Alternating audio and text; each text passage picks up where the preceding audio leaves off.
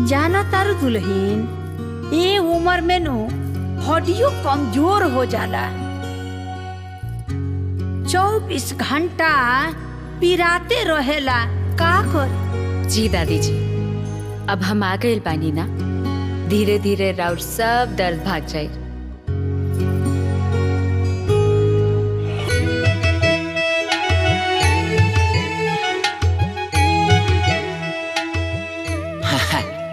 Time तो दोनों के ठीक है लगता ना हो भाई लोग। रात के 10:25 हो गई। हमारा मेहरारू के हमार कौनो चिंता नहीं, वो घर भर के गोड़ दबावन करतिया।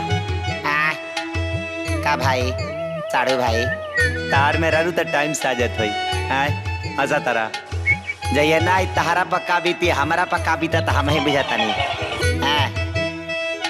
चला तनी अभी का क्या आदमी बनाओ तनी।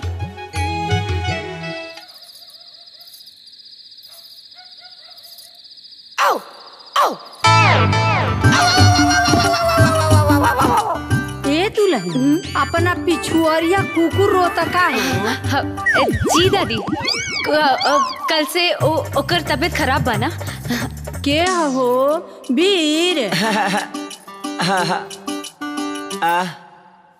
ए बाबू तोरा नींद नहीं लागत? ना दादी, थोड़ा सा हम देखे नहीं कि तहार गोड़ा ठीक से दाबत है कि ना। ए देखा हमरा दादी के गोड़ हाथ ठीक से दबी है, गतर गतर के दर्द निकाल के जल्दी आओ। सोता तनी पीछियो तपा दो हो। जी दादी। सब दर्द यही पर उतर ना, चुपचाप सोते के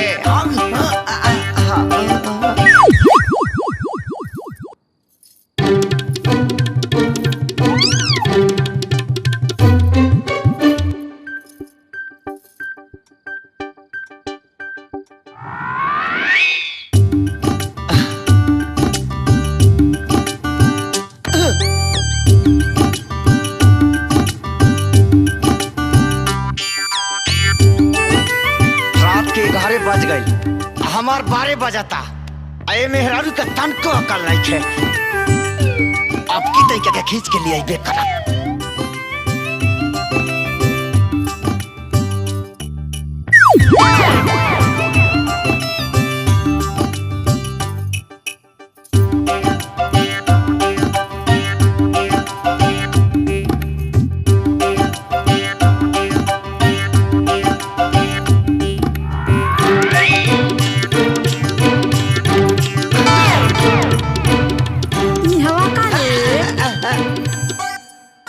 कान दादी की हमारा घर में बड़ा मच्छर करता लासा, मच्छर वाला अगरबत्ती खो जा रही है।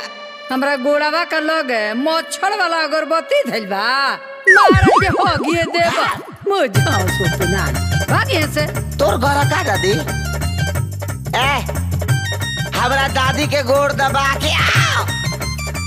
सुजो दादी, साहब सुजो दादी, दबा के आओ आओ। सूत जा बूढ़ बूढ़ सुतर मुँह आदर सुतर तो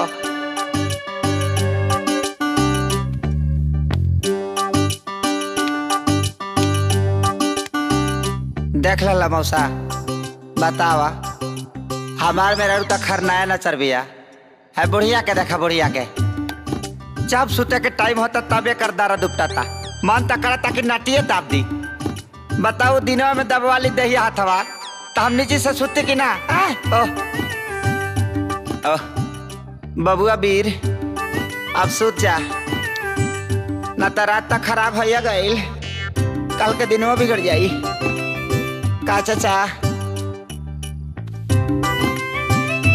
गुड दुखहरिया रात। सुना दुल्हीन, बहुत रात हो गई बा, अब तू छोड़ा गोड़ मत दबावा। अब तू जा, अब तू ना जेबू नु तो पूरे रात भर जगले रह जाई। तू जा।